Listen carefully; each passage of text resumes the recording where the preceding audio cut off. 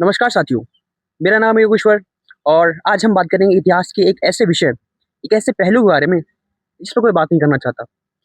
इतिहास का एक ऐसा विषय भी है, एक ऐसा पहलू भी है, जहाँ पर जो आम जनमास का इतिहास है, उसको दरकिनार कर दिया जाता है।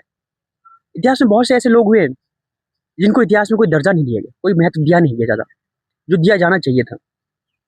इसीलिए इतिहास बहुत ज़्यादा विवादित विषय रहा है हमेशा से। तो इतिहास आप ये मत सोचिए सिर्फ राजाओं का इतिहास होता है, नहीं, बिल्कुल नहीं। लेकिन आपको पढ़ाया यही जाता है स्कूल क्लासेस में, आपकी किताबों में यही लिखा हुआ है। ठीक है? आप मेरे पीछे ये मूर्ति देख पा रहे होंगे, ये मूर्ति आप देख पा रहे होंगे। आपको मूर्ति देख के क्या लगा है? आपको लग रहा है कि घोड़े पे बैठी एक स्त्री है जो तलवार लिए हुए, और आपको ये रानी लक्ष्मीबाई लग रही होंगी।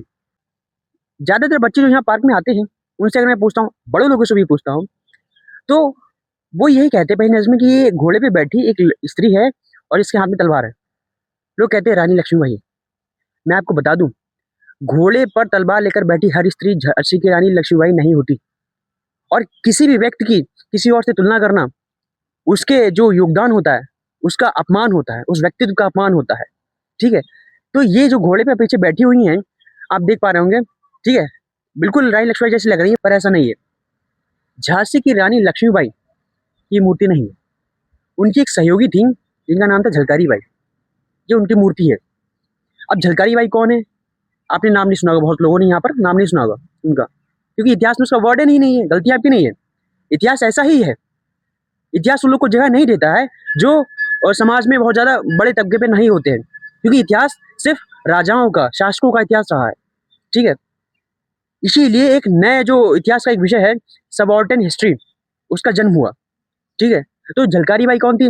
झलकारी बाई रानी लक्ष्मीबाई की सहयोगी थी, और जब अंग्रेज झांसी पर कब्जा करने के लिए आए थे, तो ये रानी लक्ष्मीबाई के कपड़े पहनकर, उनके घोड़े पर सवार होकर, उनके समान दिखने वाले घोड़े के सवार होकर, अपने बच्चे को पीठ पे बांध के मेन गेट से निकल गई थी।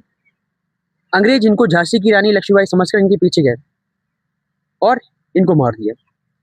इसी धोखे में जब अंग्रेज इनके पीछे जा रहे थे, तो रानी लक्ष्मीबाई दूसरे गेट से निकल गई। आपने इतना तो पढ़ा है कि रानी लक्ष्मीबाई पीछे के गेट से निकल गई थी, लेकिन क्यों निकली थी? क्यों निकल पाई? क्योंकि झलकारी बाई ने अपना बलिदान दिया था। चूंकि ये कोई शासिका नहीं थी, ये उनका काम करने वाली थी, इसलिए इनके बारे में इतिहास में ज्यादा वर्णन नहीं। इतिहास विवादित है, मैं आपसे फिर कह रहा हूँ। इतिहास में उन लोग को दर्जा नहीं दिया गया है जो शासक नहीं है, जिनके पास पावर नहीं थी, ठीक है? तो इतिहास अगर आपको सही इतिहास पढ़ना है तो पढ़िए सबऑर्डिनेट हिस्ट्री, ठीक है?